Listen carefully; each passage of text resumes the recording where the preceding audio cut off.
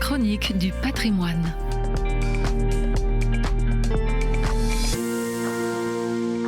Si la place de Joseph dans les crèches est constante, la manière de le représenter varie sensiblement. Tantôt un vieillard, tantôt un homme jeune, tantôt sur le même plan que Marie, tantôt relégué dans l'arrière-plan, tantôt éveillé, tantôt endormi. La tradition chrétienne privilégie certes le rôle de Marie dans la naissance du Messie, au point de focaliser sur elle tous les regards, mais ce serait une grave erreur théologique de déconsidérer le rôle tout aussi essentiel de Joseph dans la dynamique de l'incarnation. L'évangile de Matthieu rapporte 4 interventions angéliques auprès de Joseph et une seule auprès de Marie. L'ange intervient pour que Joseph ne répudie pas Marie enceinte, mais au contraire qu'il accomplisse son devoir d'époux en la prenant sous son toit.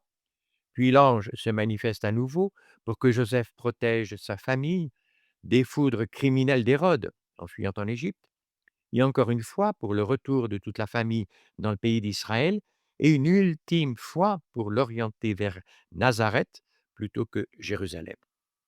C'est dire que sans Joseph, Jésus n'existerait pas. Il reste à comprendre le sens de la virginité de Marie et de Joseph, condition indispensable de la naissance selon l'Esprit, et la réalité de la conjugalité, condition de la naissance selon la chair.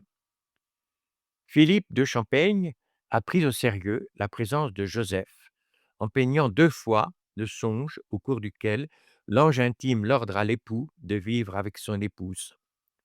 Seul le tableau de 1642 est encore visible. Il était primitivement installé face au chœur des Carmélites du faubourg Saint-Jacques de Paris. Les Carmes ont beaucoup contribué à redonner à Joseph toute sa place essentielle dans la manifestation du salut. Et Philippe de Champaigne, pénétré des pensées de Port-Royal, peint un homme dans la force de l'âge, dans un moment de repos, ses outils de menuisier à ses pieds, revêtu d'une splendide toge d'un jaune d'or éclatant, au premier plan, tandis que Marie, plus discrète, attablée devant un livre, attend l'issue du drame causé par sa grossesse. Un ange aux ailes déployées surplombe la scène. D'une main, il indique le ciel, lieu de la volonté divine, de l'autre, il formule l'ordre de vivre avec Marie par le geste de l'index dirigé vers elle, ce même index de Dieu créant l'homme dans la fresque de Michel-Ange. La beauté de Joseph est paradoxale, évidente par la majesté de son corps, mystérieuse par la passivité du sommeil.